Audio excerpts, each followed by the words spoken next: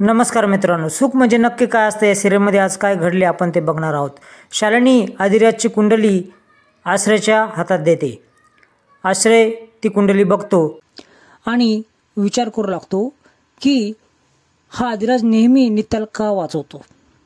आजपर्यंत 4 वेळेस असे झाले आहे। मला खूप खोलात जाऊन अभ्यास करावा लागणार आहे। सगळ्या कुंडली पूर्ण तपासून बघावं लागणार आहे। त्याच वेळेस शालिनी खूप चिडते आणि आश्रयला बोलते, तुला हे आत्ता कळतंय का? त्याच वेळेस आश्रय बोलतो, जर तू माझा रिस्पेक्ट करत नसेल तर तू आत्ता आल्या पावलाने निघून जा। आश्रय कुंडली तिच्या हातात द्यायचा प्रयत्न करतो। त्याच वेळेस शालिनी बोलते, मी काही करायला तयार आहे, पण हा शेवटचा चान्स असणार आहे, कारण माझ्या जीवावर ते सर्व बेतू शकतो। हा शेवटचा प्रयत्न झालाच पाहिजे, नाही तर मी तुला सोडणार नाही। तर इकडे अम्मा जयदीपचा फोटो पाहून खूप भाविक झालेली असते आणि रडत असते। त्याच वेळेस नित्या येते। आम्हाला जुने क्षण आठवत असतात। या म्हातारीला काय बघायचं ठेवलं आहे असे ती बोलते। त्याच वेळेस नित्या बोलते की सर्व काही ठीक होणार आहे, पण आता आपल्याला जास्त सावध राहावं लागणार आहे, कारण शालिनी देखील सावध झालेली असणार आहे।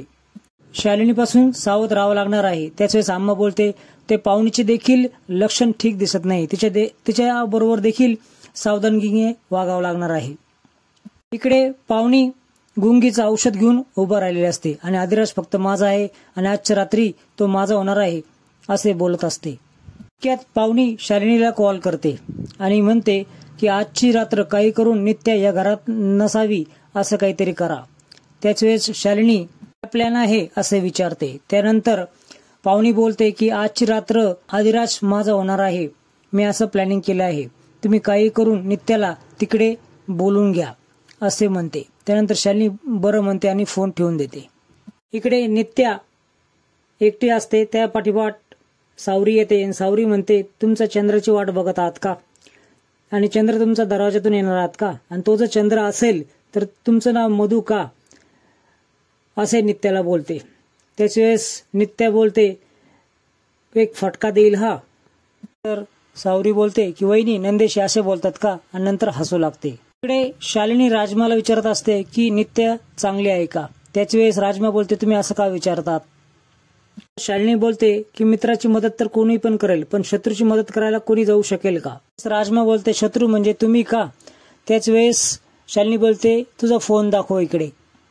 शालिनी नित्याला फोन लावते आणि म्हणायला लावते की मी खूप अडचणीत आहे आणि तू माझ्यासाठी रेस्ट हाऊस कडे ये अशी बोल। इकडे नित्या सावरीचा अभ्यास घेत असते। त्याच वेळेस शालिनीचा कॉल येतो आणि इकडून राजमा काहीच बोलत नसते। त्याच वेळेस जोरात अशी वेणी शालिनी तिची ओढते आणि बोलायला भाग पाडते, नित्या मॅडम मी खूप अडचणीत आहे, माझा जीव जाईल, तुम्ही मला भेटायला रेस्ट हाऊसवर या असं बोलते आणि फोन कट करते। इकडे नित्या विचार करू लागते की ही मला नित्या मॅडम कशी काय म्हणाली? ही नित्या मॅडम तर मला कधीच म्हणत नाही, याचा अर्थ नक्की तिथं शालिनी असणार आहे आणि तिच्या मदतीला देखील मला जावं लागणार आहे। त्याच वेळेस सावरीला ती सांगते की मी रेस्ट हाऊसवर जाऊन आले। सर्व पाहुणे ऐकत असते आणि मनात विचार करते की मॅडमनी काम चोख केलं आहे, आता मी राज बरोबर सर्व काही करणार आहे। त्याच वेळेस शालिनी राजमाला बोलते, नित्या तुझी दुश्मन आहे ना, बघ आता दुश्मनाचं वाटोळं कसं होतं, ती इकडे येईल आणि तिचं संसाराचं तिकडे वाटोळं होणार आहे। त्याच वेळेस राजमा विचार करू लागते, अरे बापरे खूप मोठं प्लॅन दिसतंय हिचं। शालिनीला ती मोबाईल मागते, मोबाईल घेते आणि आईला फोन करून सांगावा असा विचार करू लागते। इथेच तू थांब, कारण ती इथं येणार आहे असे ती बोलते। इकडे आदिराज, लवली आणि सत्या धिंगाणा करत असतात। राजने पुन्हा एकदा दहीहंडी फोडली म्हणून नाचू लागतात। त्याच वेळेस तिथे त्याची बहीण येते आणि म्हणते की राजदानी दहीहंडी फोडली, दादा आहे माझा तो। त्याच वेळेस हा बोलतो की नित्या मॅडम कुठे आहेत, कुठे गेल्यात तो? त्याच वेळेस सावरी सांगते कुणाच तरी फोन आला होता आणि त्या रेस्ट हाऊसवर गेल्या आहेत असं सांगते। इकडे नित्या रेस्ट हाऊसच्या दिशेने चाललेली असते। त्याच वेळेस पाठीमागून सत्या आणि लवली येतो आणि विचारू लागतो की तुम्ही तिकडे का चालला आहात म्हणून। त्याच वेळेस शालिनीचा काहीतरी नवीन डाव दिसतोय, हे बघण्यासाठी मी चालले आहे असे बोलते। त्याच वेळेस लवली बोलतो, काय मॅडम तुम्हीच म्हणता डाव आहे आणि तुम्हीच सापळ्यात चालात काय? आम्ही दोघे जातो रेस्ट हाऊसवरून, तिथे बघून येतो आणि तुम्ही आता घरी जा, कारण घरी तर तुम्ही आमच्याशी काय कॉन्टॅक्ट करू शकणार नाही, तिथे फक्त अम्मा आणि सावरी आहेत असे बोलतात।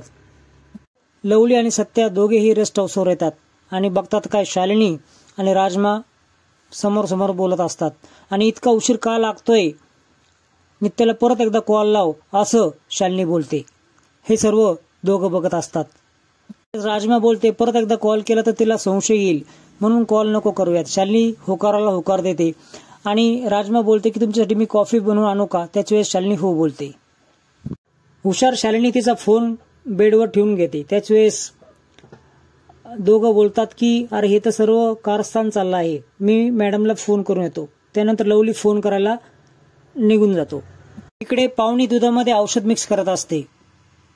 चक्क नित्यासारखं वेषांतर केलेलं असतं, तिच्यासारखी साडी घातलेली असते. मनोमनात खुश होऊन विचार करत असते की आजची रात्र जर मी राजबरोबर घालवली तर तो मला कधीच सोडू शकणार नाही. त्या नित्याला बाहेरचा रस्ता दाखवा लागल असे मनातल्या मनात विचार करू लागते. त्यावेळेस पाठीमागून अधिराज येतो, पाकळ्या बघतो, लाईट बंद केल्या बघतो आणि अचानक विचारतो की तुम्ही रेस्ट हाऊस मधून कधी आल्यात.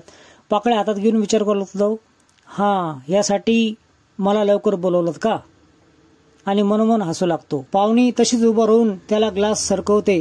तो ग्लास पूर्ण पिऊन घेतो. धीरजला आता गुंगी येऊ लागते आणि तो स्वतःचं डोकं धरू लागतो. त्याच वेळेस पाहुणी त्याच्याकडं बघते पण त्याला थोडासा अदृश्य चेहरा दिसतो. त्याच वेळेस अधिराज बोलतो की मॅडम तुम्ही खूप छान दिसतायत आणि स्वतःच्या डोक्याला टपली मारते. याच गोष्टीचा पाहुणी विचार करते आणि त्याला मिठी मारते.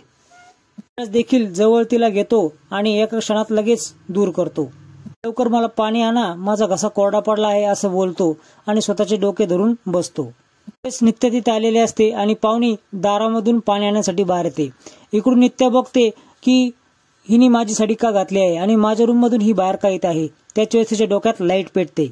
नित्या पळतच आतमध्ये जाते. बघते तर काय, अधिराज वेडेचाळे करत असतो. गुंगीच्या औषधाने वेगळ्याच धुंदीत असतो. गुलाबांच्या पाकळ्या फेकत असतो. हे काय आहे सर्व. त्याशिवाय अधिराज बोलतो हे गुलाबाचे काळ्या आहे आणि काळ्यासारखेच तुमचे गाल आहेत. त्यावेळेस अधिराज गुलाबाच्या पाकळ्या तिच्या अंगावर फेकतो आणि मला पाणी आणायला गेला तर पाणी आणलं का असं विचारतो. अधिराजला शांत हो असं बोलते आणि दरवाजा लावून घेते.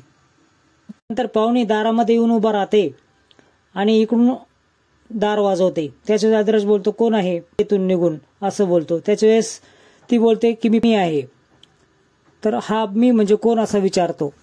अधिराज ओरडतो नित्या मॅडम तुम्हीच बोला ना काय आहे ते. नित्या देखील अलीकडच्या बाजूने दारात उभी असते. अधिराजच्या तोंडातून नित्या मॅडम नाव असं ऐकल्यानंतर पाहुणी बोलते अरे नित्या आतमध्ये आली वाटतं, म्हणजे हा बी प्लॅन फसला असं बोलते आणि रागाने तिथून निघून जाते.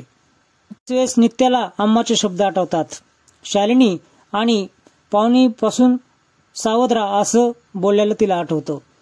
पुढील भागामध्ये तुम्हाला रोमॅन्टिक सीन पाहायला मिळणार आहे. अधिराज नित्याला उचलून घेतो. मित्रांनो दुसऱ्या दिवशी राजमा नित्याला फोन करते. आई फोन उचल असं राजमा बोलत असते. शालिनी तिथे येते आणि शालिनीला संशय येतो. तर मित्रांनो असेच नवनवीन अपडेट्स बघण्यासाठी या चॅनल सबस्क्राईब करा, बेल आयकॉन अवश्य दाबा. व्हिडिओ पाहिल्याबद्दल धन्यवाद.